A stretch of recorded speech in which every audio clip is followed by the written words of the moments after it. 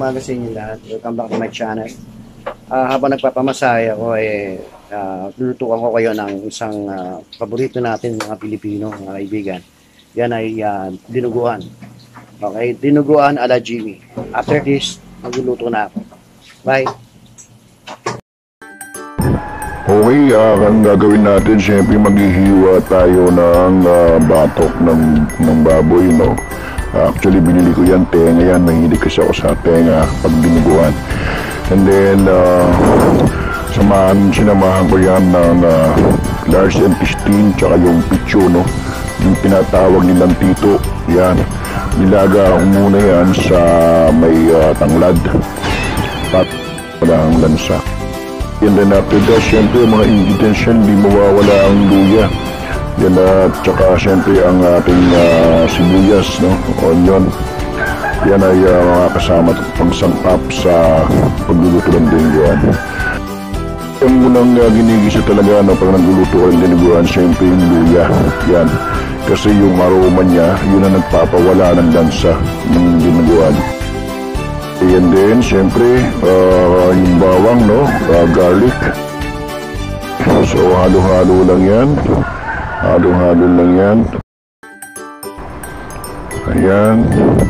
So, yan, ganyan lang pagigisa. And then, of course, the sibuyas. Ayan. Halo-halo na yan. Okay. Yan, ganyan lang kadali mga kaibigan ang pagluluto ng dinuguan. Okay, so ilalagay natin yung batok, no? Yung batok tsaka tenga ng baboy.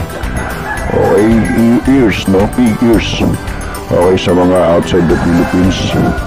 Okay, so sasangkot siya lang yan. So, para maganda, no? Yung magmamantika siya. Gisa-gisa lang. And then, isusunod na yung nilagang pinakuluan, no? Na large intestine. Tsaka yung picho ng baboy. Okay. So, yan. Medyo gisa-gisa lang. Timplahan natin ng, ano, ng mga pampalasa niya. Okay, gaya ng laurel, paminta. Ayan, kung gusto nyo medyo maanghang, dagdagan nyo ng paminta. Kasi dito sa amin, may mga bata, kaya hindi po pwedeng maanghang, no? Gusto ko sana lagyan ng sili, pero meron kaming baby. Hindi pwedeng kumain ng maanghang. Okay, so, ayan, halo-halo lang para hindi mabuo yung dugo. Ganyan na lang ang pagluluto, no? Yung sinasabi na magkukurta. Sa amin sa Bicol, magkukurta. Kailangan haluin ng haluin. Okay. Ayan. So, para smooth yung kanyang texture pag kinain mo. Wala ka makikitang bubo. Okay, ilalapit yung ilaw, mga kaibigan. So, madilim kasi dito sa bahay namin sa kusina. So, ayan. Okay na, may ilaw na, maganda na.